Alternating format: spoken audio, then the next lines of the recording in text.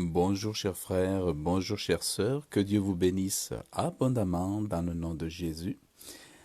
Aujourd'hui, je voudrais vous dire combien il est précieux de se coucher, de fermer les yeux après avoir lu les paroles de Dieu.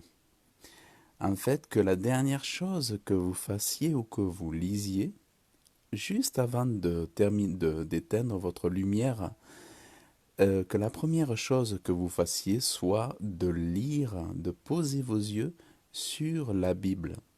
Moi, ce que je fais tous les jours de l'année, quelle que soit l'heure, avant de fermer les paupières, j'ouvre, enfin du moins je lis des versets ou des chapitres de la Bible tous les jours, tous les jours. Donc la dernière chose que je fais, c'est de fermer ma Bible et d'éteindre la lumière. Toujours, de manière à ce que mes pensées, les dernières pensées que je puisse avoir, soient celles de Dieu, celles que je viens de lire, qui sont celles qui vont travailler en mon esprit pendant la nuit. Donc je me nourris vraiment de Dieu en me couchant pour être vraiment dans les pensées de Dieu toute ma nuit. Et à mon réveil, qu'est-ce que je fais? Idéalement, bien sûr, je prie à mon réveil, je prends un petit déjeuner et pendant 1 heure, donc je me lève très tôt, mais tous les matins, j'essaie d'avoir entre minimum demi-heure, 1 heure de lecture chaque jour pour me plonger, pas simplement me mouiller, mais me plonger paisiblement, malgré que la semaine puisse être surchargée, agitée, eh bien plonger dans la parole de Dieu. Alors le sacrifice, bien sûr, c'est de couper son sommeil, d'avoir une nuit de sommeil plus courte, mais ô combien le bénéfice en est grand, puisqu'on peut chaque jour ainsi se nourrir de la parole de Dieu. Et quand je vois ce que je lis encore ce matin, je suis béni. Dieu dit qu'il il fait droit à ceux à qui on fait tort, et il donne du pain à ceux qui ont faim. L'Éternel délie ceux qui sont liés. L'Éternel ouvre les yeux aux aveugles. L'Éternel redresse ceux qui sont courbés. L'Éternel aime les justes. L'Éternel garde les étrangers. Il maintient l'orphelin et la veuve, et renverse le train des méchants. Qu'est-ce que je lis encore? Il guérit ceux qui sont brisés de cœur, et il bande leurs plaies. Il compte le nombre des étoiles, et les appelle toutes par leur nom. Notre Seigneur est grand et d'une grande puissance. Son intelligence est incompréhensible. L'Éternel maintient les débonnaires, mais il abaisse les méchants jusqu'en terre. C'est Dieu qui donne la pâture au bétail. Alors c'est ce qui est merveilleux, c'est que Dieu ne se soucie pas uniquement des hommes. Ce qui est merveilleux, c'est de voir que Dieu se soucie tout autant des animaux. Les animaux, ce sont des chefs-d'œuvre de Dieu.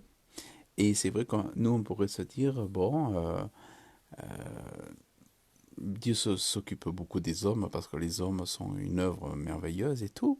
Mais en fait, on voit toujours que Dieu aime énormément prendre soin des animaux et il a le regard sur tous ces animaux. Il donne la pâture au bétail et aux petits du corbeau qui crie. Donc, l'Éternel met son affection en ceux qui le craignent, en ceux qui s'attendent à sa bonté. Donc, Dieu, quand on s'attend à lui, quand on s'attend à lui au travers de la Bible, comme j'aime à dire aussi, c'est que la Bible est le médicament, parce que c'est Dieu qui le dit, que la Bible est le médicament. Moi, moi qui suis jamais malade, comme je vous disais dans d'autres vidéos et où j'ai une grande foi dans la guérison, je ne sais pas pourquoi je suis tombé malade, et puis même méchamment malade, puisque si bien que le matin, quand je me levais même, j'avais une toux comme si j'étais un fumeur. Et encore ce matin, je toussais encore, pourtant ma foi dans la guérison n'a pas cessé, mais quelque chose certainement s'est passé spirituellement. Et ce matin, j'étais à genoux en train de prier, et j'avais cette quinte de toux encore, et je disais, mais Jésus, je crois en la guérison, je te prie, guéris-moi cette toux. Et peu de temps après, je me suis rendu compte que je ne toussais plus, que ma toux était partie, et que là, depuis, ben voilà, depuis, j'ai arrêté de tousser en fait. Donc, c'est vrai que moi, j'ai toujours cru en la guérison, même à la guérison instantanée. Parfois, Dieu peut la différer. Parfois, Dieu a des raisons tellement, il a une intelligence tellement élevée, ses pensées sont tellement élevées que on peut pas, on peut pas tout comprendre Dieu.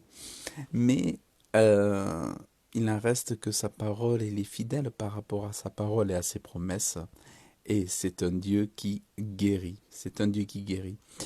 Et donc, et c'est un Dieu qui nous donne ses bontés chaque matin, qui donne sa bienveillance chaque matin, et il nous la communique par le biais de la prière et par le biais de la parole.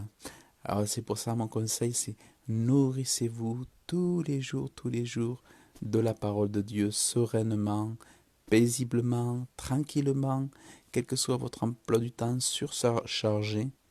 Prenez du temps, réglez votre horloge pour être réveillé plus tôt et profitez paisiblement de la parole de Dieu, car c'est notre trésor.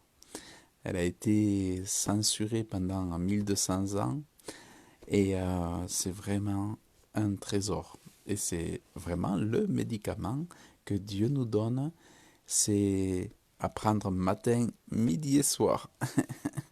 Voilà, donc que Dieu vous bénisse abondamment. Et si vous voulez retrouver la lecture que j'ai faite, c'est le psaume 146 et 147. Pour moi, je vais continuer à méditer la parole de Dieu. Que Dieu vous bénisse abondamment. Et je vous dis à très bientôt. Bonne journée, bonne soirée.